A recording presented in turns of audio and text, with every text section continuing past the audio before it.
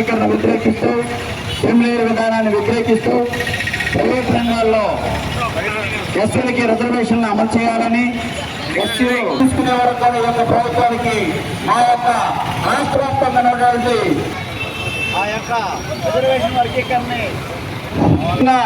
మాలో ఉన్నటువంటి అందరం కూడా ఐక్యంగా మా యొక్క జాతిని చైతన్యం చేయడానికి. నా పేరు తులిబిల్లి అశోక్ బాబు, రాష్ట్ర మాల ఉద్యోగుల సంఘ అధ్యక్షుడిని. ముఖ్యంగా ఈరోజు రాజ్యాంగ పరిరక్షణ యాత్ర విశాఖపట్నానికి విచ్చేసింది.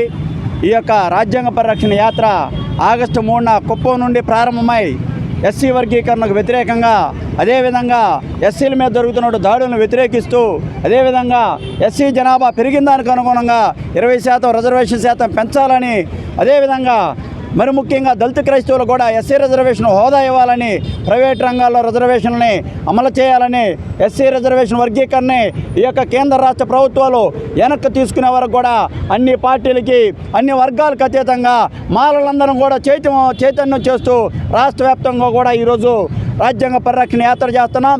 రాజ్యాంగం ఇచ్చినటువంటి రిజర్వేషన్ హక్కులు కాపాడుకొని మా బిడ్డల భవిష్యత్తుకై అందరం కలిసి నడుస్తున్నామని చెప్పి ఈ సందర్భంగా తెలియజేస్తా ఉన్నాం. Thank you. నా పేరు doctor Dasari Chennakesavulu, Republican party of India state president. మిత్రులారా, ఈ రాజ్యాంగ పరిరక్షణ యాత్ర ముఖ్య ఉద్దేశం,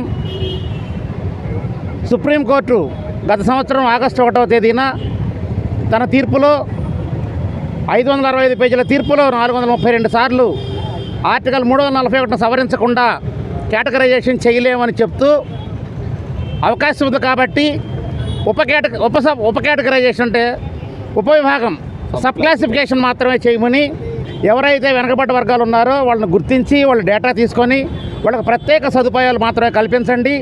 ఈ మా తీర్పుని ఓటు బ్యాంకు రాజకీయాలకు వాడుకోవద్దని చెప్పేసి న్యాయ వ్యవస్థ ఇచ్చేటటువంటి విశ్లేషణకి లోబడి ఉండాలని తీర్పు ఇవ్వడం జరిగింది.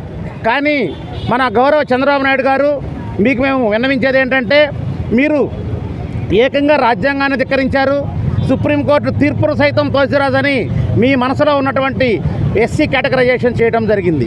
కేటగరైజేషన్ మూలంగా కేవలం నష్టపోతుంది మాలలే కాదు, మాలా మాదిగలతో పాటు ఉపకులాలన్నీ కూడా రిజర్వేషన్ కోల్పోయేటటువంటి ప్రమాదంలో ఉన్న విషయం నీకు తెలిసిందే. వీళ్ళందరికీ రిజర్వేషన్ లేకుండా చెయ్యాలనే ఉద్దేశంతో నువ్వు ఈ కేటగరైజేషన్ చేయడం జరిగిందని ఇందు మూలంగా నీకు తెలియజేస్తూ, దయచేసి ఈ కేటగరైజేషన్ని, ఈ బిల్లుని వెంటనే వెనక్కి తీసుకోండి. న్యాయస్థానం ఇచ్చిన తీర్పుకు లోబడి లేనటువంటి ఈ యొక్క మీరు ఇచ్చినటువంటి ఆర్డినెన్స్ అయితేనేమి, రాజ్యాంగాన్ని వ్యతిరేకిస్తూ చేసిన మీరు ఈ ఆర్డినెన్స్ అయితేనేమి వెంటనే వెనక్కి తీసుకోవాల్సిందిగా, మాలలు దోషులు, మాలల దుర్మార్గులు, మాలలు దోచుకున్నారు, మాలల దొంగలు అని ఒక ముద్ర వేసి మాలని ఈ సమాజంలో అణగదొక్కటమే లక్ష్యంగా, మాలల్ని ఉద్యోగాలకి, విద్యకి, వైద్యానికి, సామాజికంగా, ఆర్థికంగా తొక్కివేయటమే లక్ష్యంగా మీరు ఈ వర్గీకరణ బిల్లు తెచ్చారని చెప్పేసి ప్రతి ఒక్కరికి అర్థమవుతుంది. చంద్రబాబు నాయుడు గారు, దయచేసి ఈ బిల్లుని కనుక మీరు వెనక్కి తీసుకోకపోతే మీకు రాజకీయ భవిష్యత్తు ఉండదు. మిమ్మల్ని ఎక్కించినా దించిన మాలలే అని మీకు ఇంకొకసారి గుర్తు చేస్తూ ఉన్నాను. జై భీమ్ మిత్రులారా. ఇవాళ రాజ్యాంగాన్ని కాపాడుకోవాల్సినటువంటి బాధ్యత మన మీద ఉంది. ఇప్పుడున్నటువంటి కూటమి ప్రభుత్వం అసలు ఏం చేస్తుంది, దళితులని ఏ విధంగా బహిష్కరిస్తుంది, దళితులకి ఏ విధంగా వీళ్ళు ఇస్తున్నటువంటి దాడులేంటి, జరుగుతున్నటువంటి అగత్యాలేంటి అనేది అందరం చూస్తున్నాం. కానీ దీన్ని పరిష్కరించడానికి, లేకపోతే దీన్ని ప్రశ్నించడానికి కుప్పం నుంచి వీళ్ళు పాదయాత్ర చేస్తూ ఇవాళ విశాఖపట్నానికి రావడం జరిగింది. విశాఖపట్నంలో మా ఆధ్వర్యంలో ఇవాళ జరుగుతున్నటువంటి ఈ కార్యక్రమం నేను నిజంగానే ఆనందిస్తున్నాను, అభినందిస్తున్నాను. ఈ సందర్భంగా అశోక్ గారిని కానీ, లేకపోతే చెన్నకేశవులు గారిని కానీ, అదేవిధంగా ఒక ఎక్స్ మంత్రి అయినప్పటికీ కూడా కుప్పం నుంచి తోడుగా ఉన్నటువంటి సార్ కోసం కానీ, డెఫినెట్గా ఇదైతే రాజ్యాంగాన్ని కాపాడుకోవాల్సినటువంటి బాధ్యత మా మీద ఉంది. నిజంగా ఇవాళ చెప్తున్నాను, ఆడపిల్లల మీద జరుగుతున్న అగత్యాలు కానీ, అన్నదమ్ముల్లా కలిసి ఉన్నటువంటి మమ్మల్ని విడదీసే ప్రయత్నం చేసినటువంటి మీరు ఇవాళ ఇష్టం వచ్చినట్టుగా అడ్డగోలుగా మీరు రిజర్వేషన్లను తీసేసి మీరు చూస్తున్నటువంటి ఆటని రాబో రోజులలో సమాధానం చెప్పేది కూడా మాలలే అన్న విషయాన్ని గుర్తుపెట్టుకోండి. ఎందుకంటే ఎన్నిసార్లు మాలలు మీకు బుద్ధి చెప్పినా గతంలో ఒకసారి ఇలాగే మీరు వర్గీకరణ చేశారు, దాని తర్వాత మీకు బుద్ధి చెప్పడం జరిగింది. ఇప్పుడు కూడా వర్గీకరణ చేశారు. రాబో ఎలక్షన్లో మీకు మీ కుమారుడికి గద్దె దించేంత వరకు మాలలు మాత్రం ప్రయాణిస్తూనే ఉంటారు, పోరాడుతూనే ఉంటారన్న విషయాన్ని గుర్తుపెట్టుకోండి.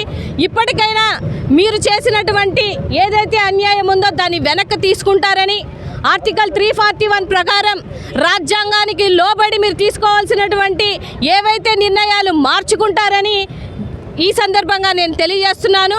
ఇక నుంచి వచ్చినటువంటి మా అన్నదమ్ములకి, వచ్చినటువంటి మా జాతి బిడ్డలందరికీ నా మనస్ఫూర్తిగా కృతజ్ఞతలు తెలియజేస్తున్నాను. అలాగే పిలవగానే వచ్చినటువంటి మీడియా మిత్రులకు కూడా కృతజ్ఞతలు తెలియజేస్తున్నాను.